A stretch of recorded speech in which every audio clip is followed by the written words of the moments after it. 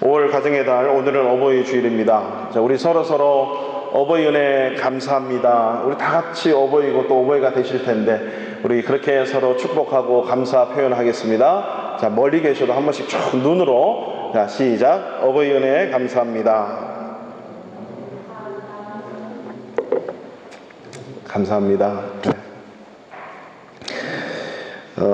코로나19 사태 속에서 이 어버이날 특별히 좀 남다른 시간을 좀 가져야겠다라고 하는 그런 마음이 기도 중에 들어서 청년들 중에 부모님과 함께 하지 못하는 우리 교회 모든 청년들을 제가 한 번도 만나본 사람도 없고 만나본 적도 없고 이렇게 얘기만 듣고 기도 중에 있었던 그런 형제 자매들을 이렇게 컨택을 하는 방법도 참 쉽지는 않았습니다. 그래서 어떻게 쓰든지 지금 함께 하지 못하는 우리 청년들, 거의 다 한국에 이제 다 들어왔는데 한국에 떨어져 있지만 또 부모님, 폴란드에 계시는 부모님께 한 말씀이라도 해야겠다, 이런 그런 마음을 가지고 준비를 했는데 다 이렇게 참여하기를 원하는 마음은 있었는데 이렇게 화면에 나오고 또 어떤 한 위대한 우리 청년은 이렇게 목소리로라도 이렇게 딱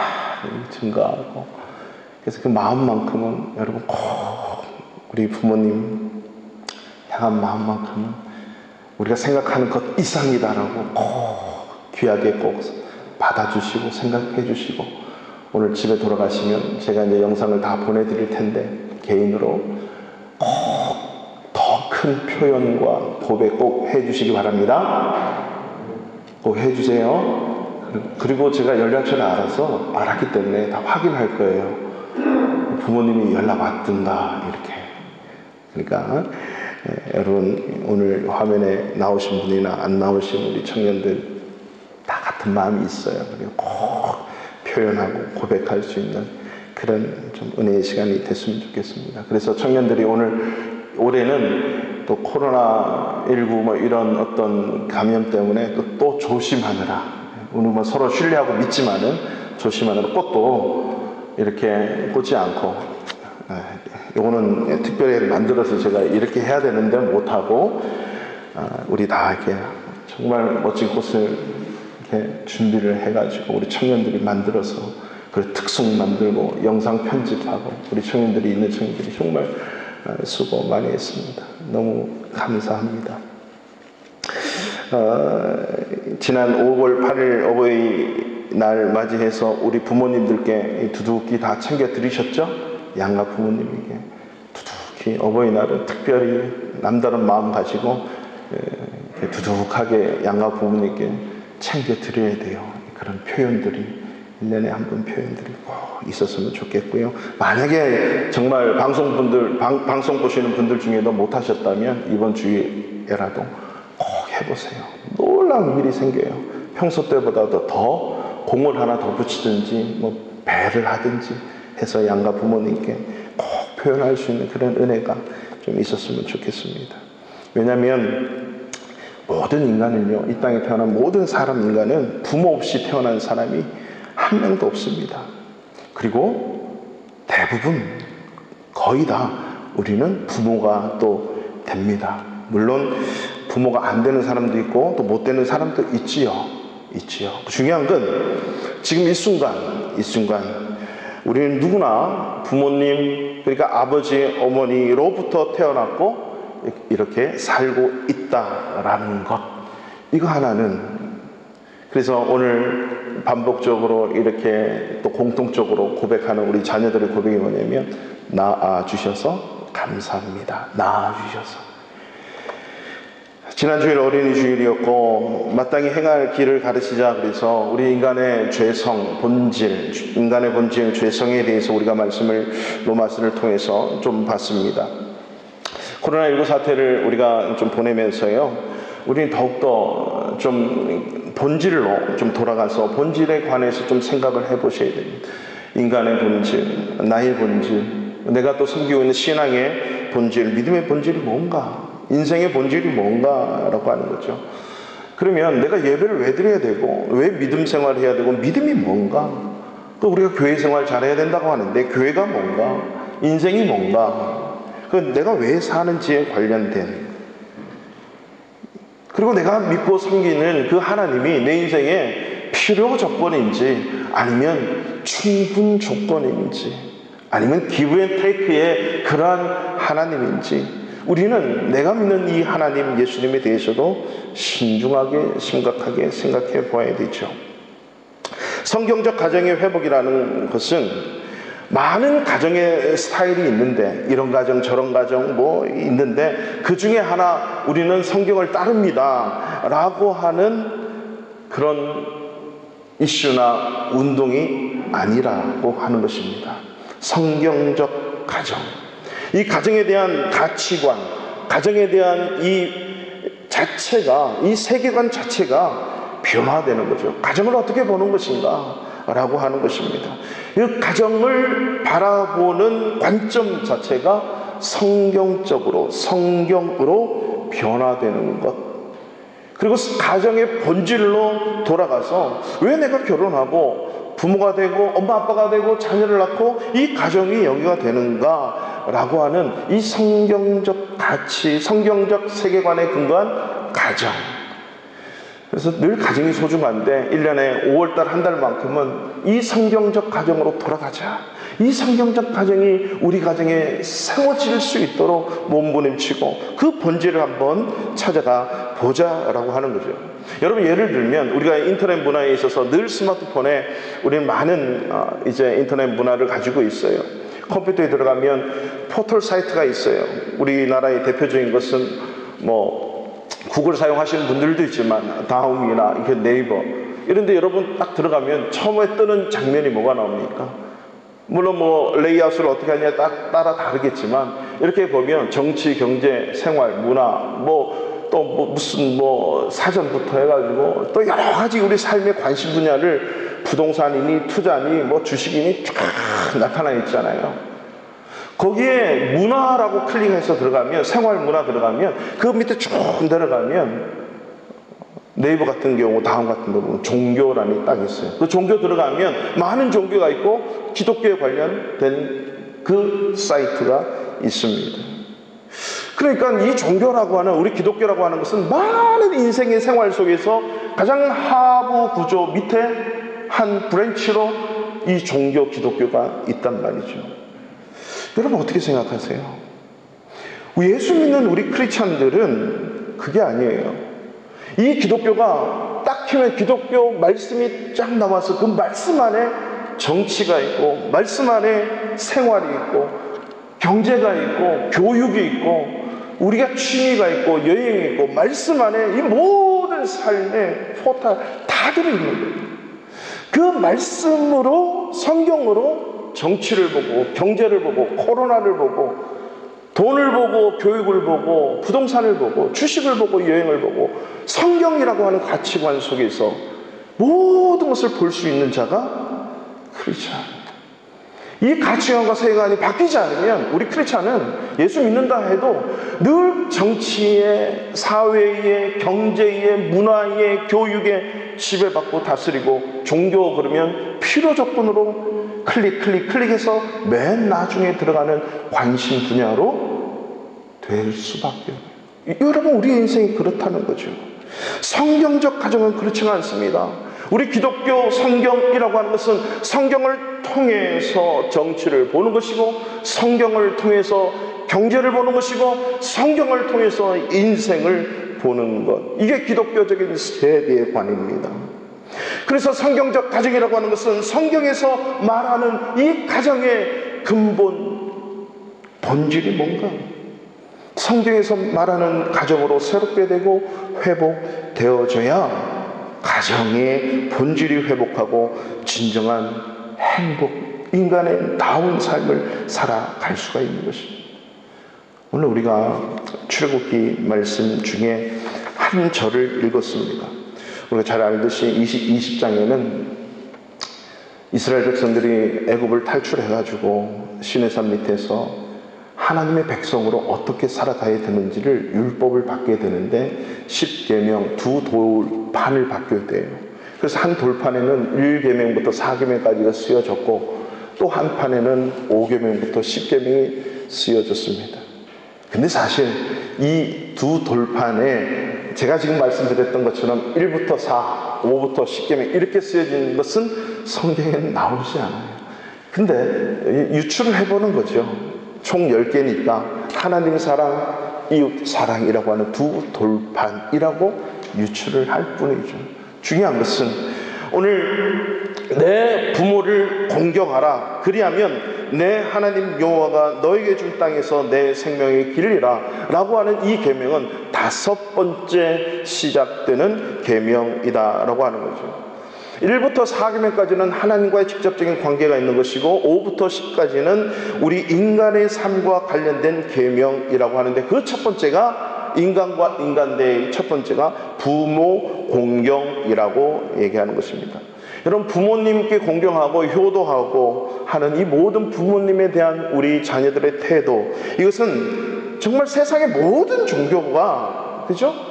종교를 떠나서 모든 인간이라면 인륜적 가치, 가장 소중한 가치라고 할 수 있는 것은 나를 낳아준 부모님에 대한 효도라고 하는 그런 것은 어느 누구나가 어느 종교나 어딜 가나 다 얘기하려는 거죠.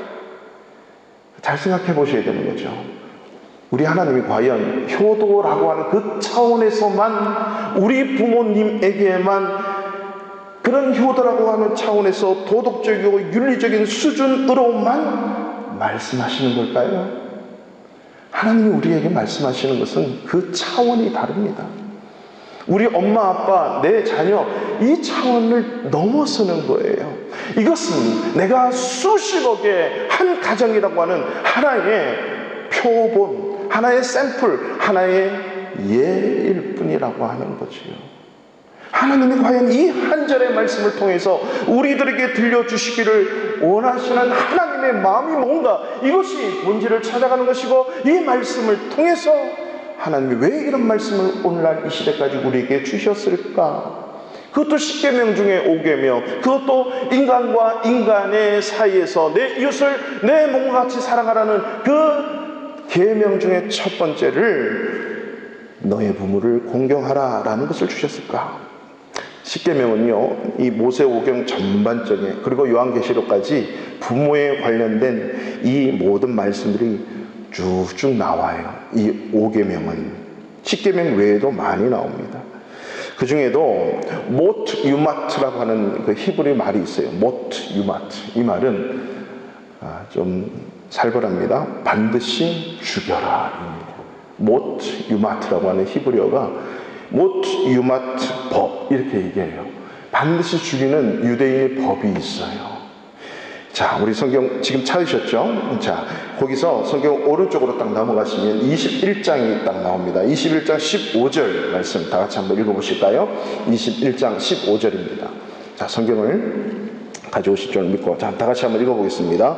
시작. 자기의 아버지나 어머니를 치는 자는 반드시 죽일지니라. 자, 반드시 죽일지니라. 이게 모트 유마트라고 하는 히브리 말인데요. 자, 어떻게 합니까? 아버지나 어머니를 치는 자는 반드시 죽여라. 엄마 아빠 때리는 자는 반드시 죽여버려야 되는 거죠. 그 다음에 17절 넘어갑니다. 시작. 자기의 아버지나 어머니를 저주하는 자는 반드시 죽일지니라. 이게 저주라고 하는 것은 모함이에요. 안 좋은 말이죠. 부모에게 안 좋은 말을 하는 자는 모트 유마트, 뭐예요? 반드시 죽여야 돼요. 이게 모세의 율법, 모세 오경에 나타난 율법이에요. 이것이 레위기 20장에도 또 나타나요. 아버지 어머니 저주하는 자 반드시 죽일지니라. 반복되고 있어요. 여러분, 무섭지 않아요? 유대인의 이스라엘의 법은 바로 모세 오경인데, 부모에게 잘못하면, 부모를 때리거나 부모를 약간 저주하면 반드시 죽여야 되는 법이에요. 그래서 그 실정법에 부모가 설득을 하죠. 쳐요. 그럼 용서하고 도저히 안 되면 제사장에게 달려가요. 그러면 제사장은 그 아들을 부르고 부모를 불러서 증인을 세워서 맞으면 바로 공개 처형, 돌을 던져 죽입니다. 자기 아들일지라도. 왜? 하나님의 말씀이기 때문에.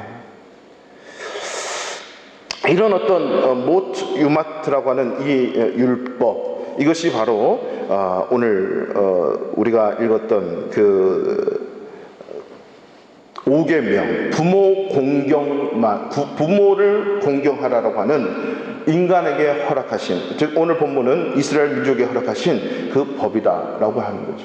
자연적인 그 순리는 새끼들이 장성하면 독립하는 것이고, 그리고 독립된 자녀들이 알아서 살아가고, 그리고 엄마들, 아빠들은 늙고 무기력해지면 외롭게 그 죽음을 받아들이는 것. 이게 어떻게 보면 생물들, 모든 동물들 그 죽음을 받아들이는 그것이 뭐 자연적인 방식이지만, 그러나 하나님은 우리 인간에게만큼은 그렇게 가르치지 않으셨다라고 하는 것입니다.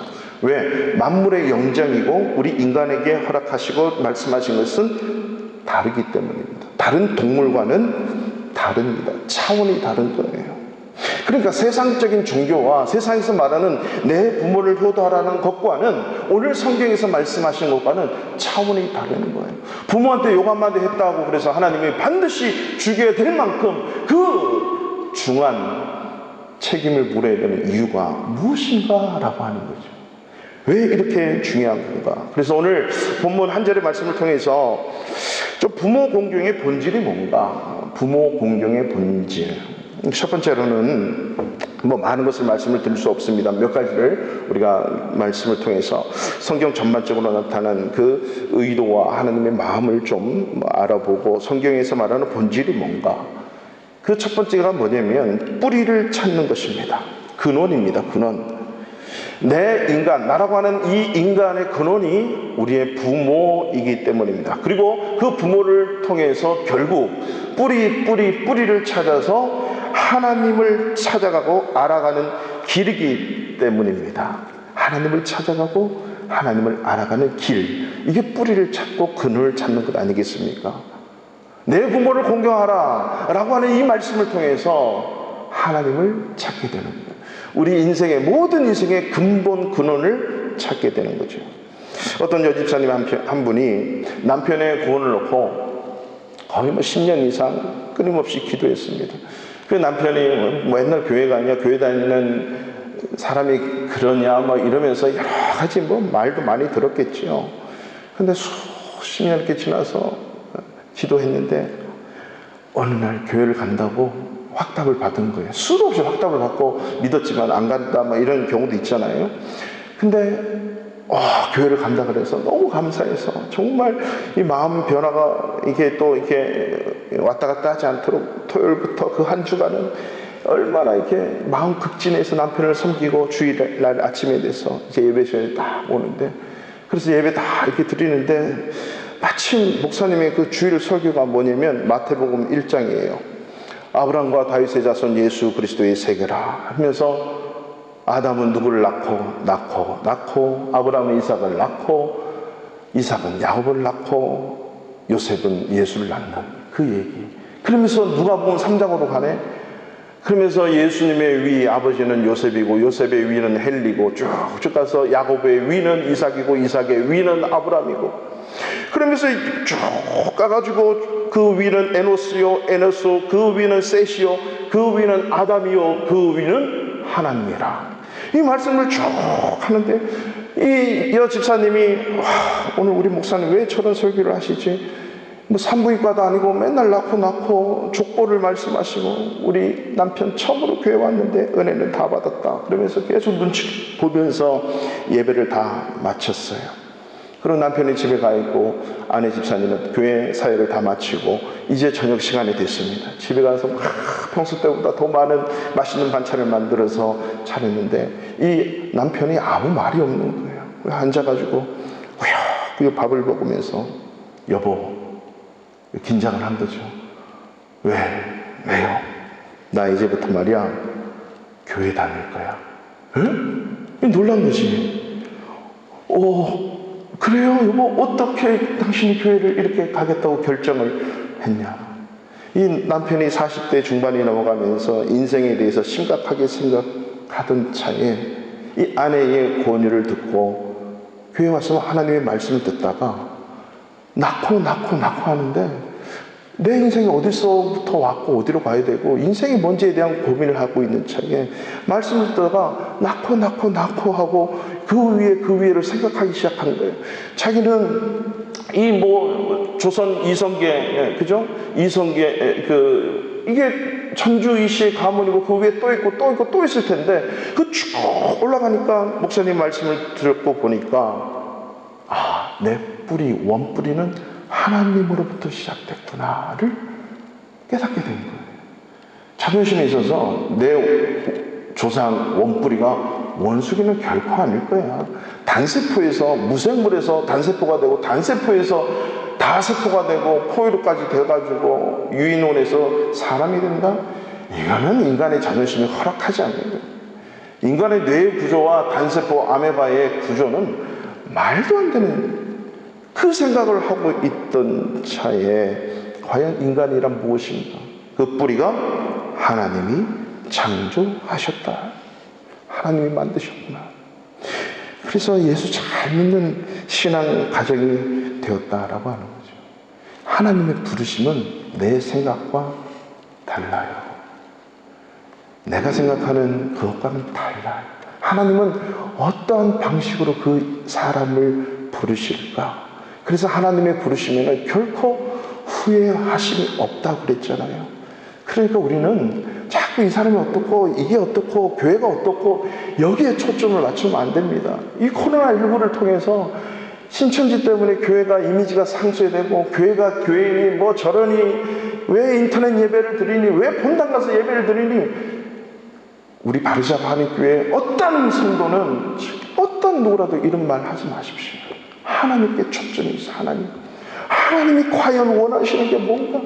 이 시대에 이 긴 터널을 지나가면서 우리 가족이, 우리의 영적 가정이, 우리 회사가, 우리의 사업장이, 우리 대한민국이, 우리 폴란드가, 이 세상이 이 긴 터널에 코로나19를 지나가면서 하나님이 과연 이것을 보고 뭐하고 계시겠는가? 어떤 생각을 하고 계시는 건가요? 하나님을 잃어버리면 안 돼요. 하나님을 볼 수 없으면 안 된다라고 하는 거죠. 그래서 창세기, 출애굽기, 레위기, 민수기, 신명기가 모세오경인데 요단강을 앞에 두고 건너가기 위한 가나안 땅인데 하나님이 모세에게 너는 가지마, 됐어, 여기까지. 하나님 왜 못 들어갑니까? 한 번만 땅을 밟게. 됐다니까. 이 일로 기도하지 마, 아멘 하고 쓰기 시작한 성경이 모세오경인데요. 출애굽기, 레위기, 민수기, 신명기는 출애굽기 말 그대로 엑소더스, 애굽을, 이집트를 나오면서 쓰는 모든 성경. 근데 창세기는 뭘까? 하나님이 명령해서 가나안 땅에 가라고 해서 지금 막 왔는데 이스라엘 백성들이 왜 우리가 430년 동안 이집트의 땅에 살면서 왜 가만히 있는 우리를 끌고 이집트 땅을 나와서 광야에 40년 동안 살고 이제 얼마 안 있으면 넘어가는 그 가나안 땅 왜 들어가야 되지? 라고 하는 그 이스라엘 민족들에게 왜 너희들이 이렇게 430년 동안 이집트에서 그런 종된 생활을 했고 왜 출애굽해야 되고 광야에서 살게 됐고 그리고 왜 가나안 땅에 들어가야 되는지 너의 인생의 뿌리를 찾아서 그래서 창세기를 기록한 거예요. 태초에 하나님이 천지를 창조하시니라 선포하면서 너의 원뿌리, 우리 이스라엘 민족의 원뿌리, 이 세상을 창조하신 하나님의 뜻이 뭔지 아니? 그래서 그 창세기는 족보가 10개만 나와요. 여러분, 족보는 살아있는 역사 아닙니까? 그 족보를 누가 거부를 하고 부인을 하겠습니까? 저도 뼈대 있는 집안이라고 얘기를 하더라고요. 뭐 뼈는 다 있는데 뭐 족보도 다 있고 있는데 여러분, 그걸 계속 올라가 보십시오. 그 족보. 지금 이스라엘 가나안 땅을 앞에 두고 들어가는 그 이스라엘 수백만의 민족 백성들에게 모세는 너희들의 원뿌리 왜 그렇게 430년 동안 살았는지 아니? 그 이전부터 어떻게 해서 430년에 그 이집트에 종살이를 하게 됐는지 그 전부터 아브람, 이삭, 야곱 얘기를 하고 그리고 아브람의 위에 노아 얘기를 하고 노아 위에 아담 얘기를 하기 시작하는 거예요. 원뿌리가 뭔지를 알도록 하는 거죠. 바로 나의 뿌리, 나의 근원은 하나님이시구나를 깨닫고 그분을 알 때 우리의 역사가 보이고, 그분을 알 때 내 인생이 보이고, 그분을 알 때 내가 태어나고 살아가고 내 끝이 보이고 그 다음이 보이고 모든 것이 다 보여진다는 거예요. 하나님이 인생의 주인이고 이 세상의 처음과 나중 영원의 주인이 하나님이시기 때문에 그 하나님을 알면 다 보이는 거예요. 두렵지가 않아요. 이 세상 아무것도 아닙니다. 왜? 하나님이 주인. 영원하신 그 하나님, 천년 만년 억년도 아니고 영원하신 그 하나님께서 나를 100년 동안 이 땅에 살게 하신 거예요. 하나님 입장에서 100년은 태평양 한바다에 검은색 잉크 한 방울도 안 되는, 조족지혈에 조족지혈도 안 되는 그 티끌같이 눈에 보이지도 않는 그 인생이 나라고 하는 존재. 그러면 하나님을 알면 전체가 보이겠네요. 눈에 보이지 않는 이 바이러스 때문에 세계가 묶여버렸는데 하나님을 알면 바이러스가 보이겠네요. 바로 근원. 그만큼 나의 뿌리, 근원이 중요하기 때문에 부모 공경이라고 하는 것은 바로 내 위에 직계인 엄마, 아빠, 아버지, 어머니를 통해서 하나님을 볼 수 있는 우리 인생의 근원, 인생의 뿌리를 보라고 내 부모를 공경하라라고 하는 이 말씀을 우리에게 주신 것입니다. 두 번째, 부모 공경의 본질은 하나님과의 교제와 그 하나님을 닮아가는 거룩, 이것이 바로 부모 공경의 본질입니다. 우리가 이 부모 공경의 본질을 말씀을 볼 때 우리 레위기 말씀을 한번 좀 보겠는데요. 성경 가지신 분들은 출애굽기 레위기입니다. 바로 레위기를 19장을 한번 보실까요?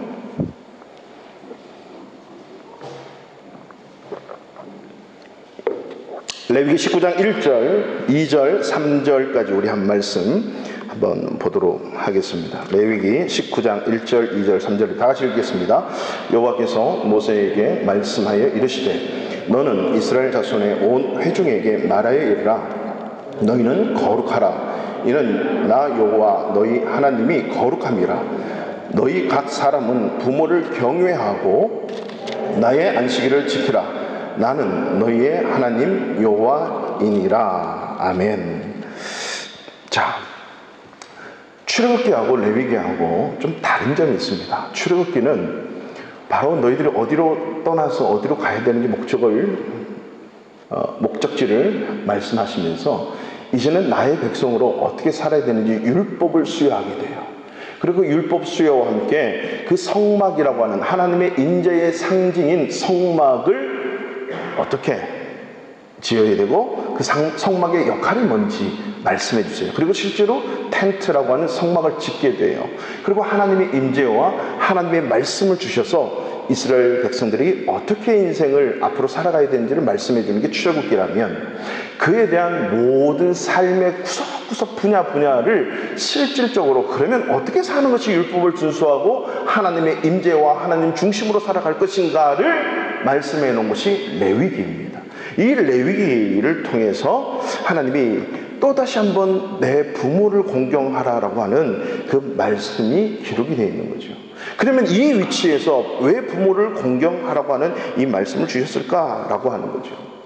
우리의 신앙의 본질은 주보, 광고, 교회 소식에도 보면 예배 시간은 하나님과의 만나는 시간이 이렇게 기록이 되어 있습니다. 이 만난다 그랬을 때는 무당이 춤을 추면서 신접하고 뭐 그런 얘기를 하는 것이 아닙니다. 실제적이고 인격적인 것입니다.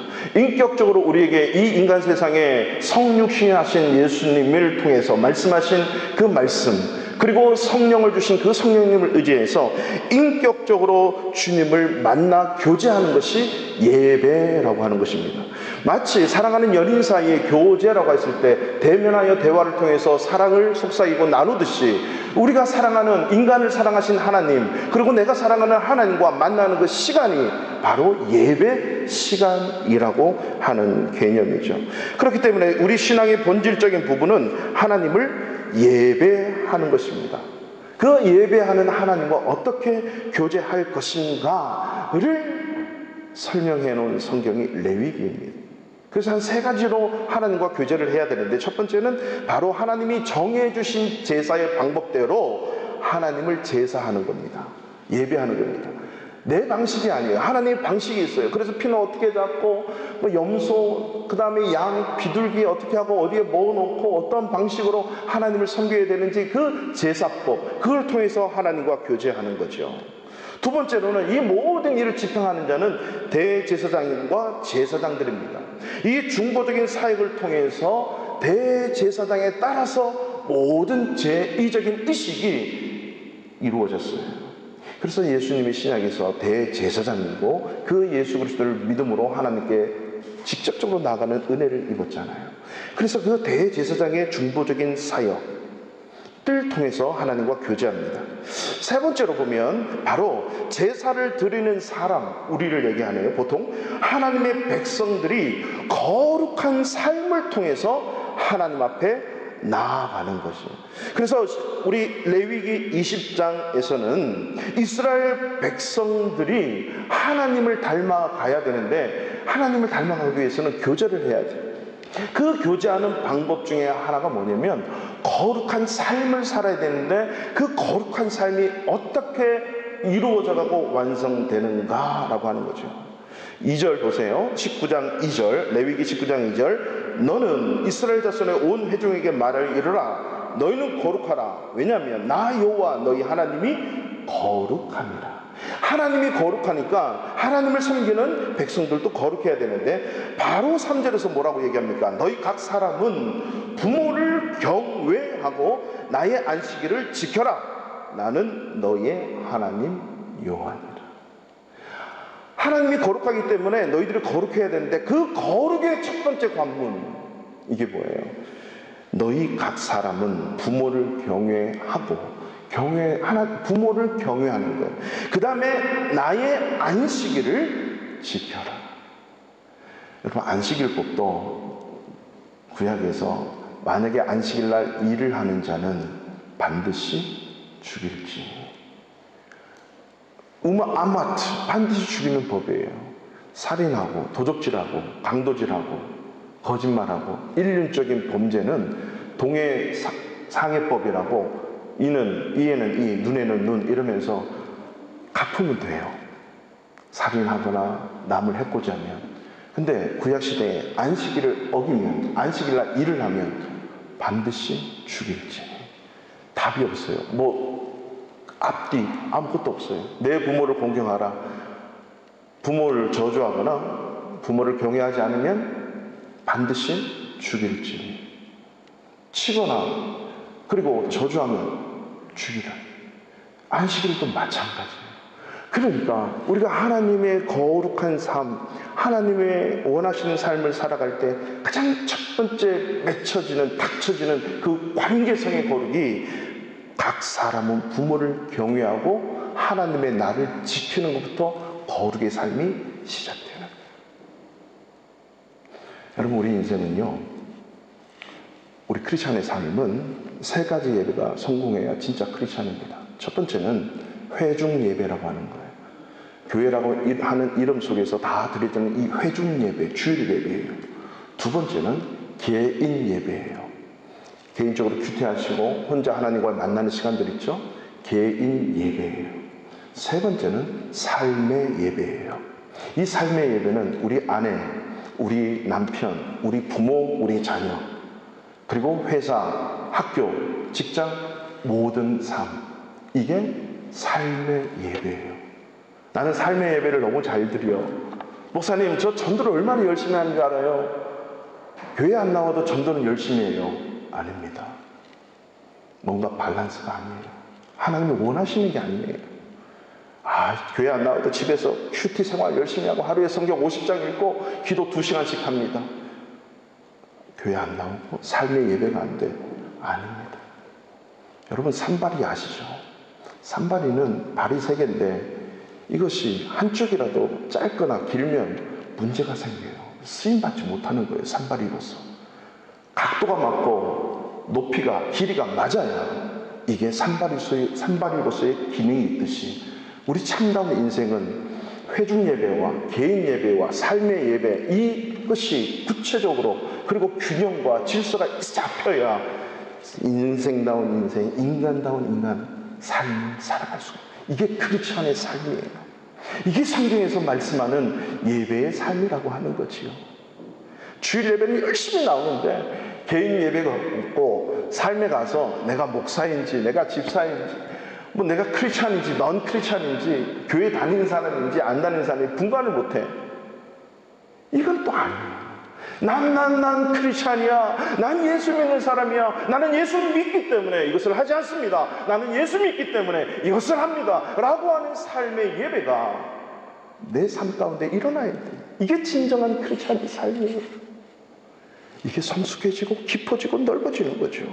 바로 하나님과 교제하기 위해서 우리 부모님, 그 거룩하고 구별된 삶을 살기 위해서 부모님을 경외하는 것부터, 그리고 하나님이 세워주신 구약에는 안식일, 오늘날은 이 주일이라고 하는 것에서부터 이 구별된 거룩한 삶이 된다고 합니다.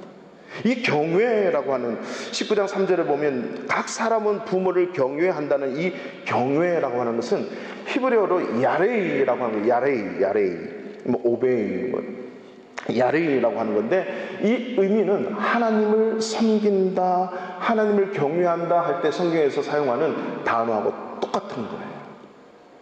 부모와 하나님을 이렇게 거의 같은 수준으로 설명이 되는 거죠. 동일하다 이런 의미가 아닙니다. 그 원리가 있다라고 하는 거죠. 그래서 잠언 1장 7절 있잖아요.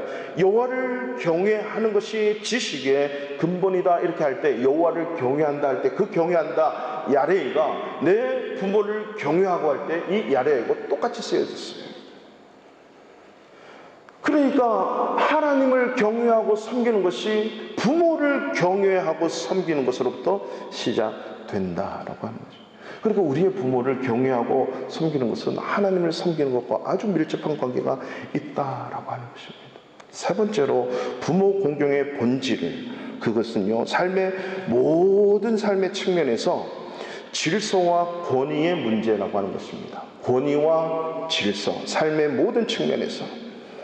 자, 종교개혁자들은 이 5계명에 대한 해석을 세상적인 세속 질서에 대한 존중으로까지 말씀했습니다. 루터도 그랬고 칼빈도 그랬어요. 루터는 그렇게 얘기했습니다. 이 5계명에 의해서 우리는 두 종류의 아버지를 갖는다. 육신의 아버지와 공적인 아버지, 그리고 영적인 아버지, 세 가지까지 갈 수 있다는 거죠. 내 육신의 아버지, 영적인 아버지, 공적인 아버지. 그러니까 우리 가족을 돌보는 아버지, 그리고 우리 공동체, 나라를 돌보는 아버지가 여기에 있다는 것입니다. 그리고 이에 더해서 하나님의 말씀으로, 영적인 양식으로 우리를 다스리고 인도하는 영적 아버지가 있어서 세 종류의 부모가 있다. 육신의 부모, 그 다음에 통치와 질서를 위한 사회적 부모, 그리고 목회자와 교사, 영적인 부모. 지난 주간에 또 한국에서 전화가 이렇게 왔는데, 어떤 집사님이 신앙생활 너무 잘하고 있는데 어떤 그런 비결이 있습니까? 그랬더니 영적 부모를 너무 잘 만났대. 영적 부모가 누구냐 그랬더니 우리 셀 리더를 너무 잘 만나가지고 이 셀 리더를 통해서 이분이 완전히 삶이 바뀐 거예요. 그래서 전화 한 통이 날라왔어요. 목사님 너무 행복해요. 예배드리고 교회 생활하는 것이. 이 영적 부모, 바로 그 교회에서 리더 역할을 하는 목회자, 교사, 셀 리더, 이 세 부모가 있다라고 하는 거죠. 그래서 칼빈은 그의 기독교 강의에서 또 이렇게 얘기합니다. 이 5계명의 요점은 하나님이 우리 위에 두신 사람들을 우리는 존경하고 경의와 복종과 감사로 대해야 한다. 우리의 아버지인 사람은 이유 없이 거룩한 칭호를 가진 것이 아니므로 우리는 어떤 신적인 것을 그에게서 인정해야 한다. 즉 부모를 공경하는 것을 통해서 부모 아닌 우리의 윗사람들에 대한, 이 땅에 존재하고 살아가시는 우리와 함께하는 모든 윗사람들에 대한 존경과 경위, 권위를 인정하고 그 질서 속으로 들어가게 된다라고 하는 거죠. 우리가 대한민국 국민이면 대한민국 대통령으로부터 시작하는 그 대한민국에 허락된 권세가 있는 거예요. 폴란드에 사니까 폴란드 법이 있는 그 권세가 있는 거죠. 그래서 로마서에도요, 그 당시에 그 로마의 압제, 식민지 지배를 받던 시대 아니겠습니까? 로마서를 기록했던 그 사도 바울이 그렇게 얘기해요. 로마서 13장 1절에 보면 각 사람은 위에 있는 권세들에게 복종하라. 복종하라. 권세는 하나님으로부터 나지 않음이 없나니 모든 권세는 다 하나님께서 정하신 바라. 모든 권세, 이 권세는 바로 내가 어떤 질서와 권위의 질서 속으로 들어가는 그 관계를 얘기하는 거죠. 그 모든 권세에 하나님이 정하셨기 때문에 그 하나님이 정하신 바를 잘 따르고 순종하라는 거죠. 그래서 인간 사회에서는요, 어느 곳이나 다 이 공동체라면 권위와 질서가 필요하죠.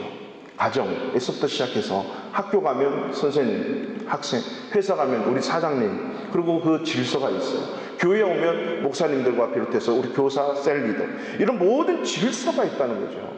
나라에도 권세가 있는 거죠. 이 모든 권위와 질서는 어디서부터 시작되느냐? 가정에서부터. 부모로부터 배우게 된다는 겁니다. 부모로부터 이 권위와 질서를 배우고 가정에서부터 이런 질서들을 배워서 사회에 나와 살면서 사회 어른에 대한 그 질서에 대한 존중과 권위를, 질서를 인정하게 되는 거예요. 근데 매우 반항적이고 저돌적이고 저항하고 이런 것은 가정에서 이걸 못 배웠기 때문이다라고 하는 것입니다. 좀 지난 통계지만요, 2001년도에 유엔에서 동남아 17개국, 17개국에 1만 명의 청소년을 대상으로 해가지고 설문조사를 했어요. 어른들, 윗사람들에 대한 존경심이 얼마나 있는가. 우리나라 몇 등 할게요? 우리 한국의 청소년들이 13%, 1만 명 중에 13%만이 매우 윗사람을 존경한다고 얘기했어요. 근데 17개국의 평균 어른들에 대한 존경심, 평균 퍼센테이지가 얼마인 줄 아십니까? 72%가 된대요. 근데 우리나라는 13%밖에 안 돼요. 꼴찌. 별로 안 놀라시는데 이 꼴찌에 머물렀다는 거예요. 그러니까 전혀 존경하지 않는다라고 하는 응답은 우리 대한민국은 20%. 그리고 17개국 평균은 2%밖에 안 돼요. 우리가 20배예요. 우리 대한민국 사회가 뭐 동방예의지국이고 부모 효도 이런 되게 하는데 이게 왜 되지 않을까?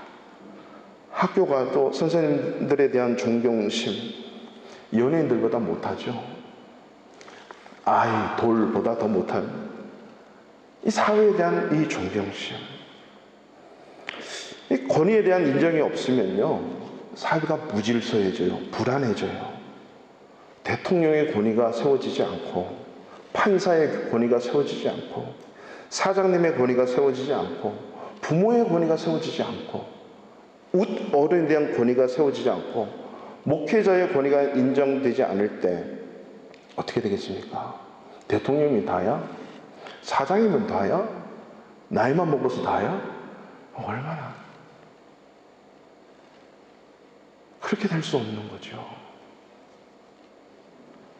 결국 우리가 사회적으로 일어난 모든 문제는 국민 한 사람 한 사람이 그 권위를 인정하지 않으면 다 무너지게 된다는 거죠.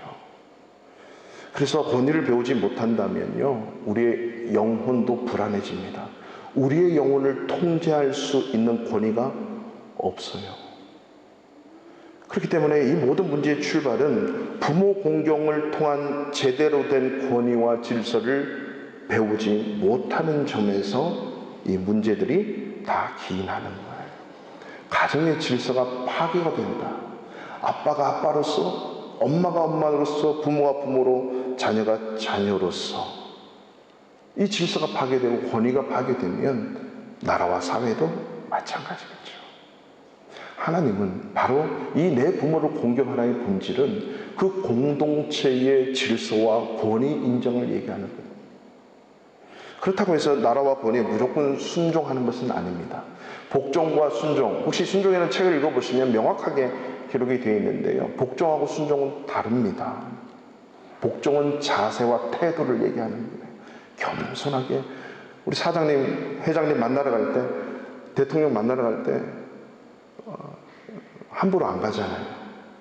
다 예의를 갖추고 서로 사장님, 대통령이 내 마음에 안 들어도 그 앞에서는 태도와 복종은 아주 순수하게 따라가요.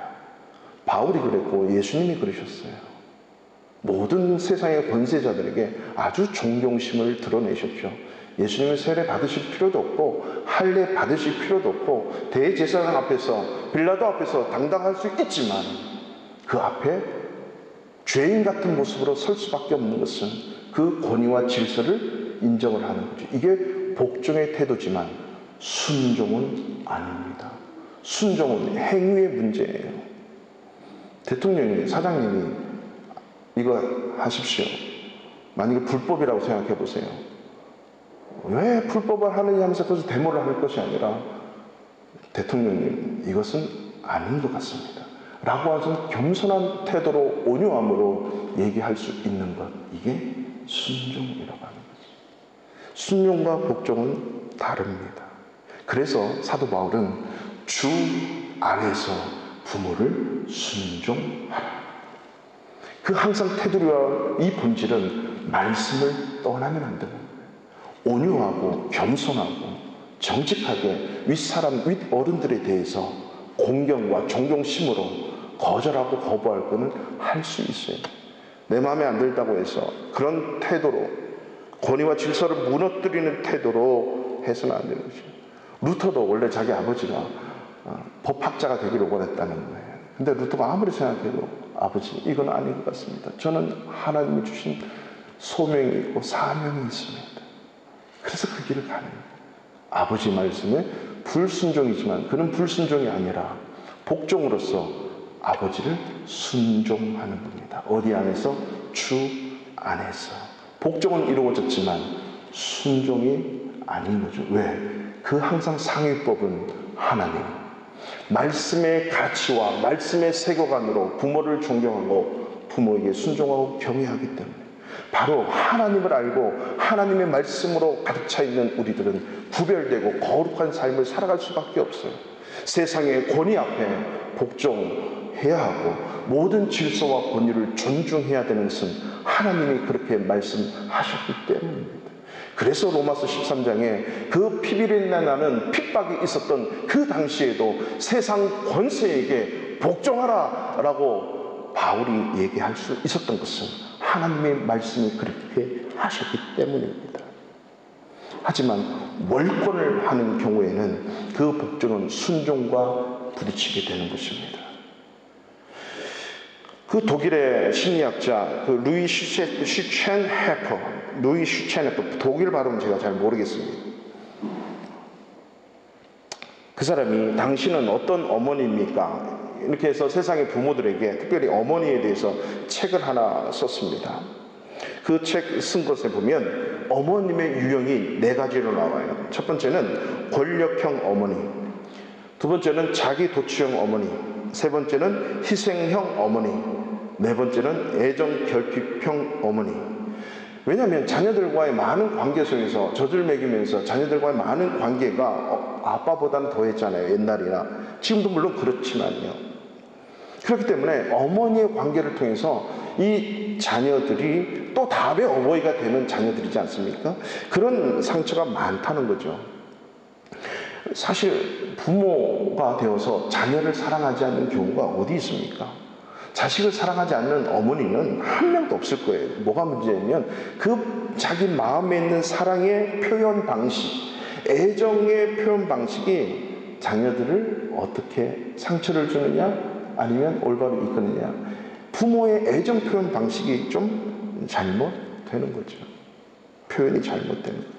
그래서 권력형 어머니는 모든 것을 자기 뜻대로 해요. 잘 아시죠?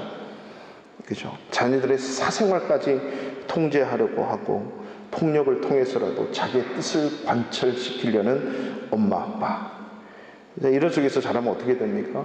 모든 게 다 증오하고 어머니 증오하고 세상을 증오하고 냉소하고 엄마한테는 쭉 하지만 나가서는 그게 폭발되는 거죠. 대통령이면 다야? 뭐면 다야? 이렇게. 이것이 이 세상 질서에 대해서 불순종하고 불복종하게 되는 거예요. 그 권력과 질서를 인정할 수 없는 자로 자라게 됩니다. 두 번째는 자기 도취형. 자녀를 통해서 대리만족을 얻으려는 유형이죠. 그래서 자기가 못다 이룬 꿈을 성취하라고 하는 그 도구로 자녀를 봐요. 아빠가 이걸 못했으니 얘야 너는 이것만 해야 된다. 이것도 그죠? 어떻게 보면 잘 표현을 해야 돼요. 그래서 권력형하고 비슷한 것은 이게 일방적으로 자녀들을 강요하는 것. 내가 항상 못했기 때문에 자녀를 통해서 뭔가 이루려고 하는 것들. 그리고 세 번째, 희생형 어머니예요. 자신이 희생하는 모습을 보여줌으로써 자녀들을 자극해요. 이게 이제 한국 사회에서는 가장 많은 유형이라고 합니다. 주로 아버지의 불화 때문에 발생을 하죠. 나는 강한 사람이 아니란다. 나는 약하고 도움을 필요로 하는 사람이란다. 너는 나를 도와줘야 되고 이해해줘야 되고 이런 말하면서 자녀들이 죄책감을 갖게 만드는 거예요. 그죠?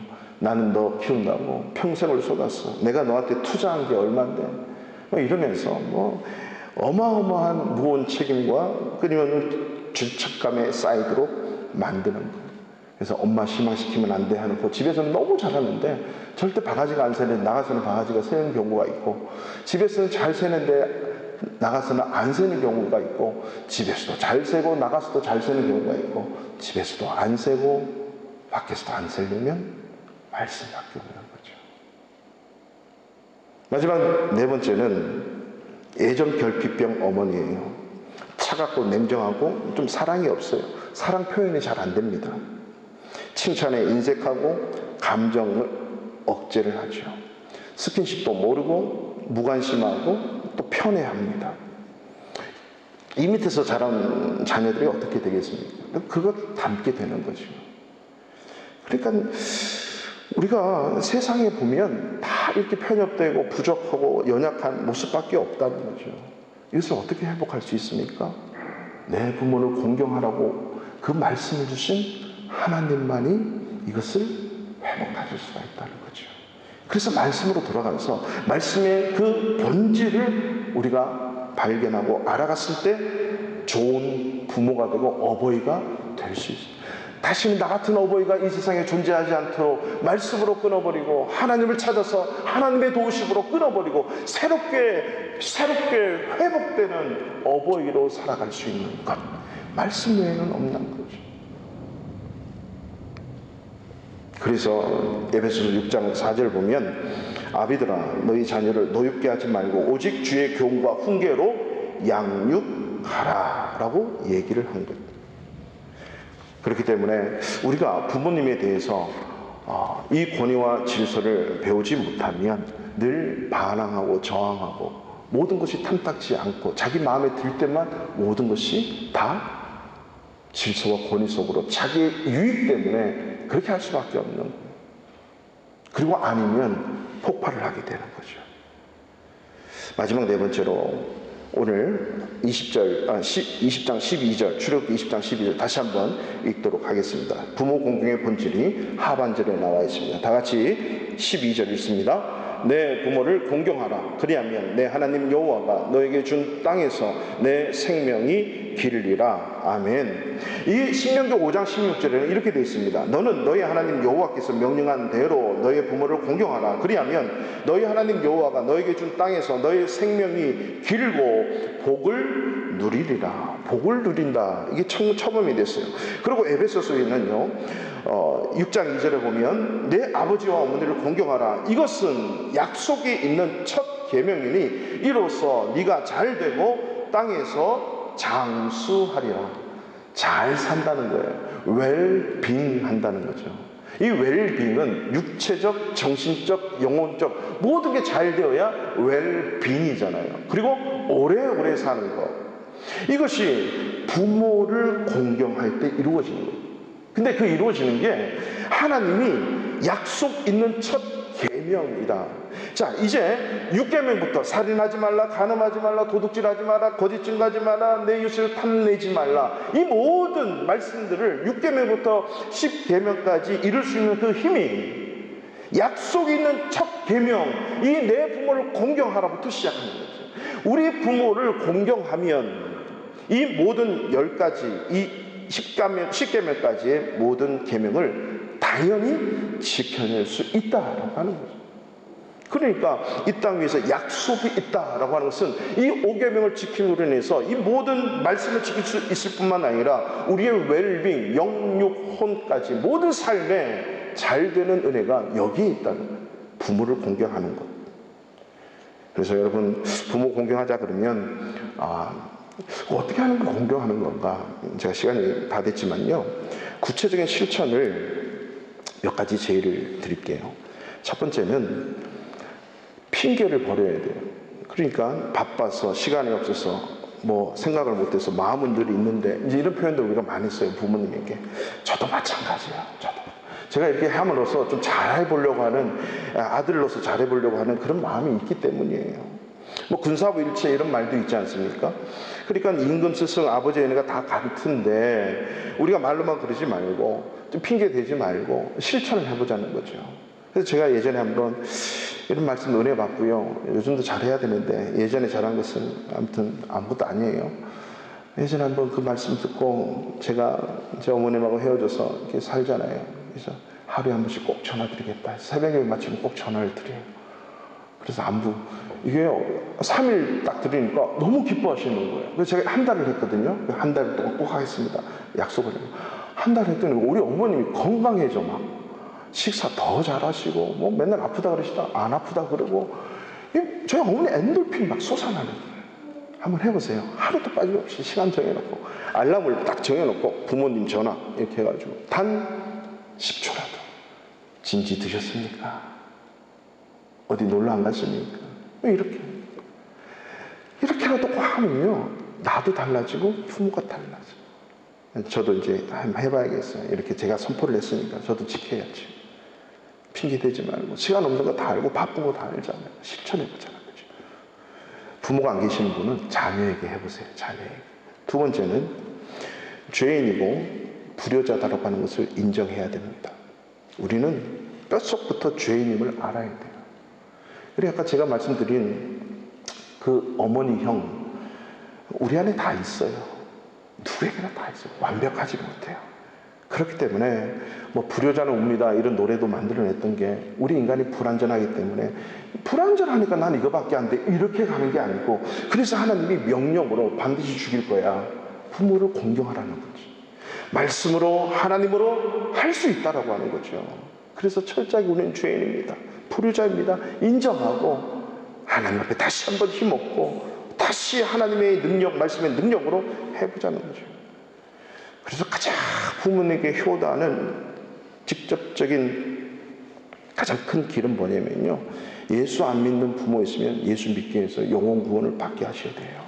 끊임없이 기도하면서 반드시 복음 전도, 가장 우선순위는 예수 믿게 하는 거예요. 천국 가셔야죠. 부모님 영혼 구원, 천국 가게 하는 것, 이게 가장 우선순위가 돼야 돼요. 어떻게 쓰든지 여러분, 이게 가장 큰 효도입니다. 지옥 가게 하시면 안 돼요. 어떻게 쓰든지 부모, 예수 안 믿는 부모님이 있으면 만날 때마다, 안에 갈 때마다. 그래서 이것을 꼭 엄마 아빠 예수 믿으세요, 부모님 예수 믿으세요 이렇게 하시면 안 돼요. 그래서 제가 어떻게 하죠? 두둑히 드려요. 두둑히. 제가 인도에서 어떤 집사님이 어머님하고 잘 안 좋았대. 그래서 어버이날이나 뭐 생신 때 100만 원밖에 안 드린다는 거예요. 그래서 11조 하듯이 부모님에게는 10의 1을 드리십시오. 그래서 거기다가 곱하기 몇 배를 했대요. 11조를. 아니구나. 10만 원 단위로 했대요. 근데 다 11조는 못하니까 100만 원을 보내드렸대요. 근데 그게 얼마가, 부모님이, 시어머니 놀랬어요. 얘가 인도 가서 하나님 인도하셨나 철이 들었네 해가지고 500만이 날라왔대. 자기 생일 때. 별로 안 놀라시네. 5배가 불어서. 이게 맛이 들려서 계속 그렇게 시부모님이, 어머님이, 시어머님이 관계가 회복되는 거예요. 그때 어머니 교회 나가세요. 먹힐까요? 안 먹힐까요? 먹히죠. 제가 이렇게 구체적으로 말씀을 드리는 이유가 다 있는 거예요. 여러분, 최고의 효도는 목표가 있어요. 우리 부모님 지옥 가면 안 된다. 이미 예수 믿으시는 분들은 부모님이 또 다른 사람을 예수 믿게 하도록 부모님에게 용돈을 드리는 거예요. 엄마, 아빠, 아버지, 어머니, 이거 경로당에 가시면, 요양병원 가시면 예수 안 믿는 친구 있잖아요. 그냥 사드리세요. 그걸 갖고. 부모님도 신나고요. 그 부모님으로부터 받아 드시는 그분들이 예수 믿어요. 변화되는 거죠. 예수 믿게 하는 것. 그리고 부모님의 약함을 이해하고 감당해야 됩니다. 연로하신 부모님이 잘 안 바뀌잖아요. 그냥 네네 그러고 복종의 태도 아주 겸손하게, 부모님이 하나님의 말씀을 떠나는 말씀을 하셔도 네네 하시지만 순종은 안 하면 되죠. 그리고 하나님의 순종으로 부모님이 하나님께 순종하도록 만들어버리는 거죠. 이게 바로 우리 믿는 자들, 내가 준 땅에서 장수하는 그 복들을 우리가 누리게 되는 겁니다. 말씀을 마치겠습니다. 부모 공경의 본질, 내 부모를 공경하라. 그리하면 내 하나님 여호와가 내게 준 땅에서 너의 생명을 길리라. 이 말씀의 본질은 뿌리를 찾아 하나님까지 이르게 되는 것. 두 번째는 하나님과 교제, 거룩한 삶을 회복하는 겁니다. 삶의 모든 영역에서 나와 관련된 사람이고 공동체라면 그 질서와 권위를 배우는 것입니다.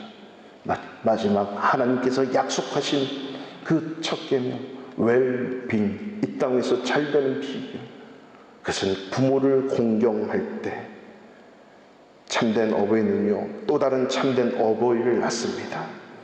내가 만약 참된 어버이를 만나지 못했습니까? 방법이 있습니다. 뿌리를 찾으십시오. 그 근원이신 하나님 앞에 달려가십시오. 그러면 그 말씀이 나를 참된 어버이를 되게 해서 참된 어버이를 만드는 성경적 가정을 이룰 수 있을 것입니다. 5월 가정의 달, 성경적 가정이 하나님의 이 뿌리의 근원, 하나님 그리고 그분이 하신 말씀에 우리를 다시 한번 돌아봐서 성경적 가정을 세워 나갈 수 있는 참된 어버이, 그리고 또 다른 어버이를 낳을 수 있는 우리 성도들 되기를 주님의 이름으로 축원합니다.